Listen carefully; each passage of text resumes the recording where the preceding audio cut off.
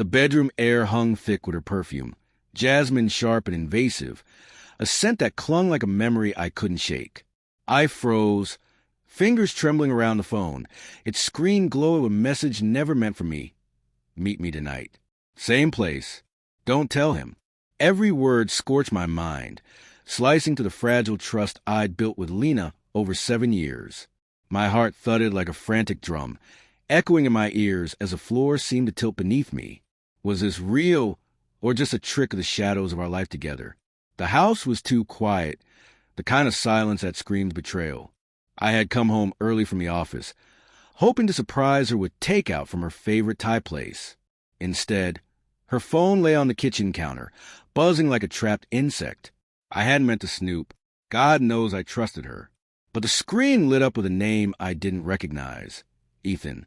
The weight behind it was immediate, like 1,000 unspoken secrets pressing down on me. My stomach churned as I scrolled, each message a fresh wound. You make me feel alive. When can we get away again? My knees buckled, and I gripped the cold granite counter, teeth biting down on the panic rising in my chest. Upstairs, Lena hummed softly in the shower. The sound, once comforting, now mocked me. I pictured her under the steaming water. Dark hair plastered her shoulders, oblivious to the storm raging below. How long had this been going on? Weeks? Months? Questions clawed at me, splinters of doubt embedding themselves deeper with every passing second. I wanted to scream, to storm upstairs and demand answers, but my legs refused to obey.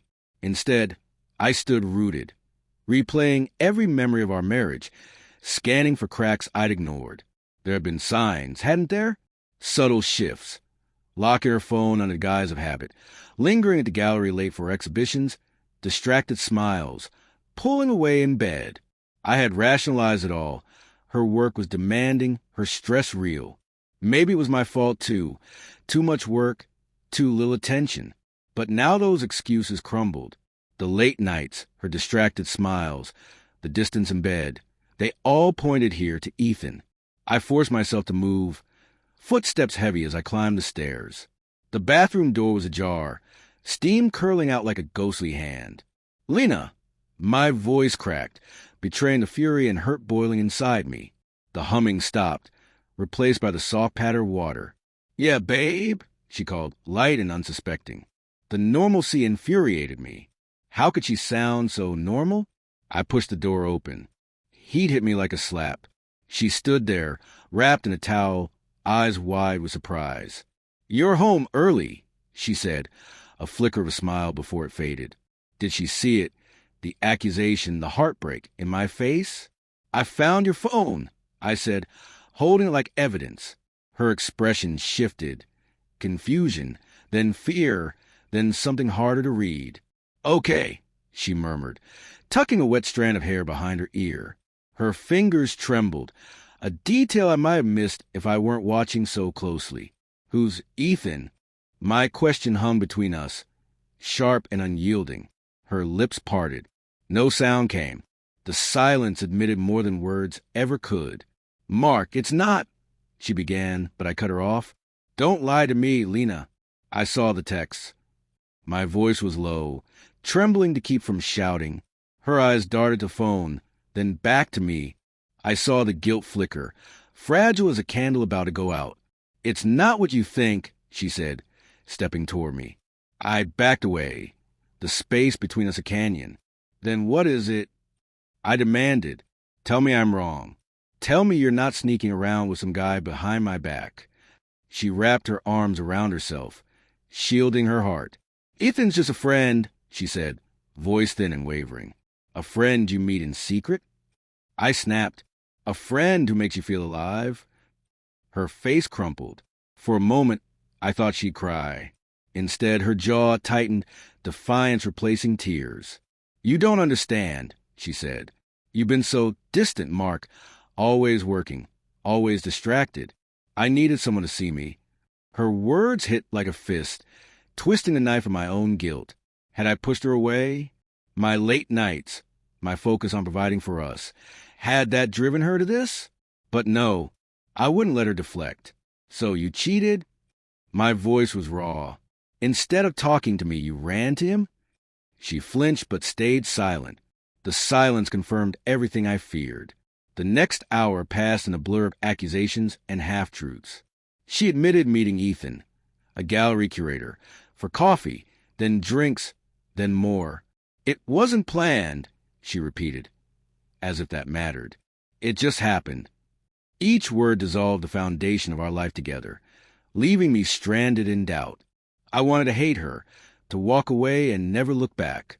But love is stubborn. Even now, part of me wanted to pull her close, pretend this was all a nightmare. Night fell. We sat across from each other at the kitchen table, untouched Thai food growing cold. The house felt unfamiliar, closing in with every breath. "What now?" I asked, voice hollow. Lena's eyes were red, her face mapped with regret and defiance. "I don't know," she whispered. "I love you, Mark, but I don't know if that's enough anymore." Her words were a death knell, yet carried a strange relief. At least she was honest. Then came a knock at the door, sharp, insistent, shattering the fragile quiet. I opened to find Lena's parents, their faces etched with concern. "We heard you fighting," her mother said, stepping in uninvited. Her father's gaze was colder, appraising. "What's going on?" he demanded. Before I could answer, Lena spoke, voice steady. "Now Mark knows about Ethan." The room spun as her parents exchanged a glance, one that revealed they'd known all along. "You knew?" I asked, voice rising. Her father nodded, unapologetic. "She told us weeks ago. She was unhappy. Mark, you weren't there for her." The betrayal deepened, a wound reaching beyond Lena to the people I call family. Her mother's voice was softer, yet cutting. "You need to fix this," she said. "Give her half the house. Let her start over. You owe her that much." I laughed, a bitter, broken sound. "Over? After she cheated?" The words hung unanswered. Lena's parents stood firm, their loyalty unwavering, while I stood alone, the house we'd built now a battlefield. As they left, Lena reached for my hand. I pulled away.